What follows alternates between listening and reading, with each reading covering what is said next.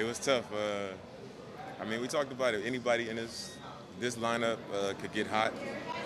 I ain't like my position in this time. You know, I was eighth. They had me going last, so I felt like I was sitting there a long time. But, you know, congrats to Tyler. It was a lineup of great shooters, you know. So history was not made tonight. You didn't get a chance to say where you wanted to go? Like, they just put you in that spot? Nah, they just was like, you won it, so you're going to be eighth. But last year, I didn't think I went last. I think I was, like, right somewhere in the middle, like fourth or fifth. But nah, they just positioned us however. It looked like you put your money ball rack in the corner, too. Yeah. That was different. Usually you have it on the wing. On the wing. I was going to go on the wing, but I was like, I'm going last, so I'm going to put that rack there so I could kind of have an opportunity to make up a lot of ground if I needed to. And it ended up being the right decision. I just needed to make one more. So. It didn't happen for you tonight, but so many times throughout your career, you've just gone unconscious. What does it feel like when you get into that zone and you go unconscious? It's a different feeling. You just feel like the rim is wide as the ocean and everything is going in. You just get going like that sometimes, and when you get in that type of groove, it can get crazy. Do you know when it's coming? I can feel when I'm gonna have a night. Yeah, I can feel like the ball in your hands, the way it's coming off your fingertips, the way it's going through the net, like the quality of the make. I can usually tell like this could be one of those nights.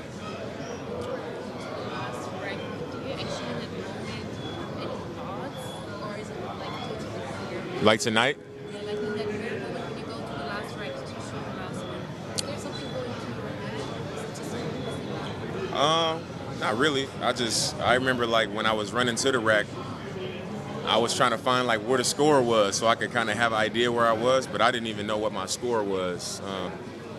That was it. I wasn't really thinking about nothing. I was just shooting the ball, but I was trying to figure out like what my score was at that time. Is that maybe something that distracts you? Would you think of anything afterwards now about it that you rather would not think about the score and just go for it? Not from makes and misses. Like it wouldn't distract me from making or missing a shot.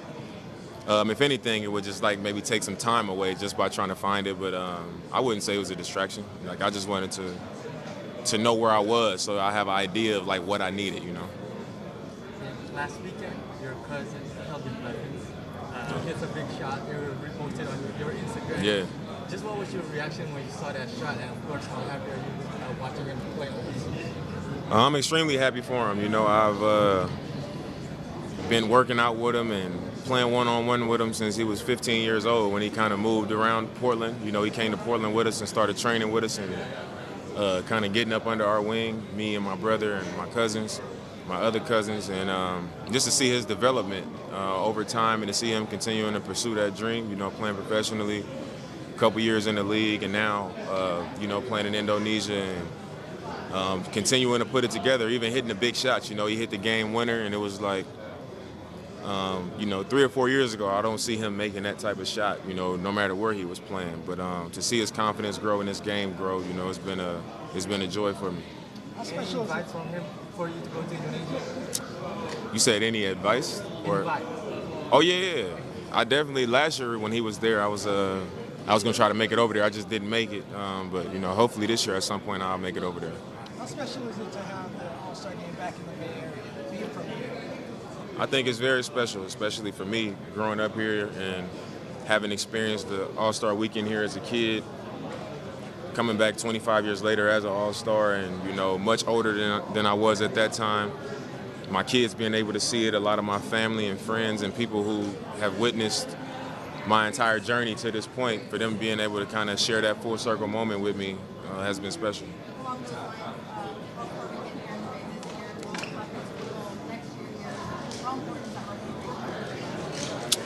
It's extremely important. I think, especially with our professional teams kind of jumping ship, all of the positivity and all of the things that we can get to still come through here. It's a major positive for our city. So I'm excited about all of those things. What was it like to play at Oracle for you? It was a different type of experience for me because I came here as a kid, as a fan a lot. I came to a lot of concerts here. I came to a lot of N1 mixtape tour stuff here. I felt like I was in that building a lot. And being from a neighborhood close by, you just, every time you get on the freeway, going to school, you drive past it. You know, I've just got to, you get on BART, you see it. So just so much experience and so much history being there. So to be back there today and, have practice there and just to feel that energy again was cool. And also, the first, 7 years of my career being able to play there, it was all, it was all special for me. Damn, as a OG now, I mean, you've been coming back here doing all kind of stuff. Yeah. Is it easy for you in a situation like this to just be celebrated? So many people in the league respect you and what you stand for, where you are. I think if it's one thing that I could point to and say, like, I'm not very good at that, I would say is being celebrated. I think it's something that I need to be better about because I just don't. I get uncomfortable about things being all about me. And I think part of that is because of, how I grew up with so many cousins and siblings and so many people that I've always had to share with, and I've always been taught not to, try to draw attention to yourself all the time and not to try to be the center of attention and always to share and don't make things about yourself. You do things for others. You lift others up. So that was such a emphasis in my childhood that now even when I feel like I understand that I might be worthy of it, I still get uncomfortable because I'm like, I understand the same way y'all understand, but like keep it cool, you know what I mean? Does that backdrop make you feel like playing a role is really something that everybody should really, strive to do? Like what I just mentioned? Yep. I think so. I'm very proud of the way I grew up, and the type of upbringing and the type of environment I was raised in. And not just because you want to tell somebody, don't draw attention to yourself. I think it's the type of character that comes with the way I grew up. I think I learned to exist in any environment, in any room, around any race, around, whatever financial group I'm in. Like, I think the way that I grew up, that's part of it, and it's why I can maneuver and move around in life the way I can, even outside of the court.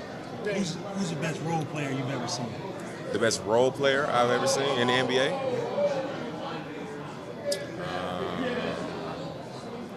It depends on who you would call a role player. And it could be anybody. That's on you. You could be a role player.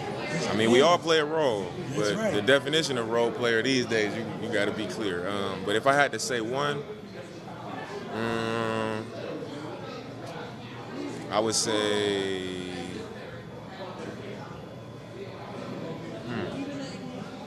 I'd probably say like Dennis Rodman. Dave, tonight aside, you mentioned what's the biggest lesson you learned playing basketball or from basketball? Tonight aside, what is the biggest lesson you have learned from playing basketball or from basketball? I would say the biggest lesson that I've learned playing basketball is what it means to be part of a team, and not just a sports team, but like I consider like my family. That's like a team for me. My circle of friends, it's like a team. And I think playing sports, you learn how to coexist with other people. You learn how to have what your desires are and then other people's desires, and you learn how to coexist and figure out a way where it works for everybody. And I think a lot of the things that I've taken away from being on a team, showing up for other people, being unselfish, working hard, a lot of the things that come with that, I feel like they've carried over into my life. Like if it's a lot of things that I understand because I've been a part of a team that I think I went to college with people that never played a sport, never was a part of a team, that don't understand things that I understand because I was, a part of a team. So I would say that's one of the biggest things I've learned. Two more questions. You're the hometown kid, but being here in the Bay Area, you think of Steph Curry and the Warriors. Can you just talk a little bit about the impact Steph has had on the game and your guys' relationship over the years? Steph's had an amazing impact on the league. I think for people who are NBA fans, you always see the big, strong, athletic, extremely gifted guys that are like the stars and the people that people want to follow. And I think Steph was one of those guys. Came along, 6'3", thin, a lot of skill, a lot of finesse, but an extreme competitor. An extremely hard worker, humble, comes from a good family, cares about the right things. He lives his life about the right things, and I think that's what makes his legacy so special. But kids, play this game because of Steph Curry now. A lot of people look at him as the reason why they do a lot of things. So me being from here, I think caring about the Bay Area and caring about the city of Oakland, if it's going to be somebody that is going to be an influence and have the type of platform and I guess, like I said, influence over things, I would want it to be somebody like him. Looking ahead to the second half of the season, you guys made a big move getting Kyle Kuzma. What's it going to take for you guys to make that push to the finals? I mean, when I'm around our team, on the floor with our team, and even when I look at our team on paper, I think that we're as good as anybody, when we're on point and when we're together. But I think the number one thing for us is going to be our health. We got to be healthy, and we got to be on the floor together so that we can, get things completely figured out, and then we got to do it for a longer period of time. And I think once we do that, we'll start playing our best, and then we just got to be healthy going into the playoffs. And then I like whatever situation we land in, if that's the case.